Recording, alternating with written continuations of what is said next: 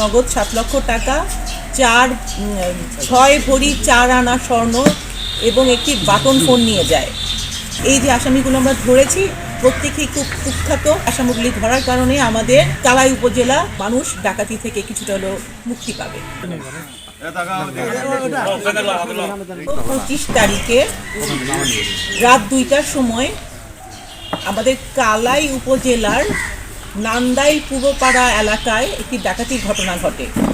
সেই ঘটনায় ভিকটিমের শয়নকক্ষে ঢুকে তারা ডাকাতি করে। ডাকাতিতে তারা 7 লক্ষ টাকা, নগদ 7 লক্ষ টাকা, 6 ভরি 4 আনা স্বর্ণ এবং একটি বাটন ফোন নিয়ে যায়।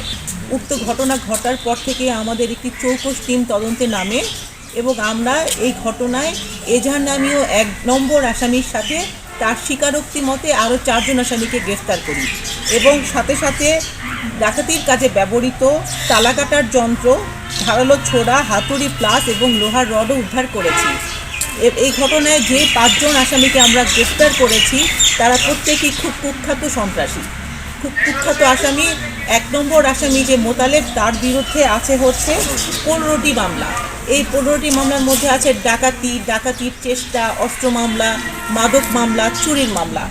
এছাড়া আরও যে অন্যান্য আসামিগুলো আছে, যেমন ধরেন সবুজ আছে, তার বিরুদ্ধে আছে 7টি মামলা, তার বিরুদ্ধেও ডাকাতি, ডাকাতির চেষ্টা, চুরি এ ধরনের মামলা আছে। আসামি মোহাম্মদ আলীর বিরুদ্ধে আছে 4টি মামলা, আসামি বিপুলের বিরুদ্ধে আছে 5টি মামলা, আসামি আঞ্জুমানের বিরুদ্ধে আছে 8টি মামলা।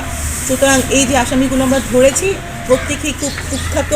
আমরা বিশ্বাস করছি এই আসামিগুলি ধরার কারণে আমাদের কালাই উপজেলা এরপরে মানুষ ডাকাতি থেকে কিছুটা হলেও মুক্তি পাবে।